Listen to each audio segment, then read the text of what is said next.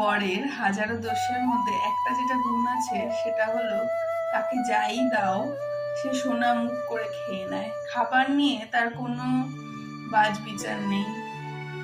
ভেন্ডি সেদ্ধ সে খায় অমৃতের মতো। খাবার যে নিয়ে যত নখরা সব আমারই। এটা খাবো না, সেটা খাবো না, সিম্পল খাবার খাবো না, রোজ ভাত খাবো না। তাকে তো ভাত দিয়ে, সিদ্ধ ভাত দিয়ে দিলেও একটু আলু আর একটু ডিম দিয়ে দিলে সাথে, তার আর কিচ্ছু চায় না।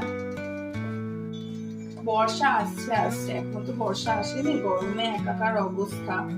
কিন্তু দেখলাম বাজারে গিয়ে মাছের ডিম বেশ ভালোই উঠে গেছে, আর আমার মাছের ডিম বড্ড প্রিয়, সে যে প্রকারেই হোক। তাকে তো বাজারে পাঠালে ফোন করবে একটা জিনিসের জন্য 3 বার। তাই জন্য এইসব ভাবনা চিন্তা করে আমিও চলে যাই তার সঙ্গে বাজারে।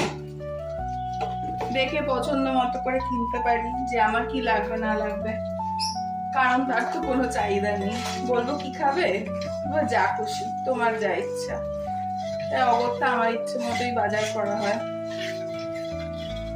মাছের ডিমগুলো দেখেই মনে পড়ে আমার মায়ের হাতের রান্না আলু আর উচ্ছে দিয়ে মাছের ডিমের চচ্চড়ি, যেটা আমার ভীষণই প্রিয়।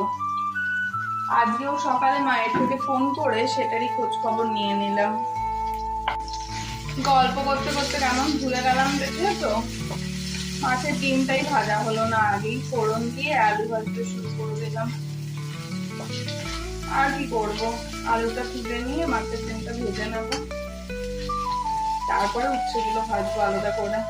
উচ্ছে আর আলু একসঙ্গে ভাজলে হয়তো তিতো হয়ে যেতে পারত। অতটাও তো আমি পরিপক্ক রাঁধুনি হয়ে উঠতে পারিনি। যেটুকু ভালো লাগে, যেটুকু মায়ের খাবারের স্বাদ থেকে উপলব্ধি করতে পারি, সেটুকু দিয়েই রান্না করার চেষ্টা করি। মন্দ হয় না।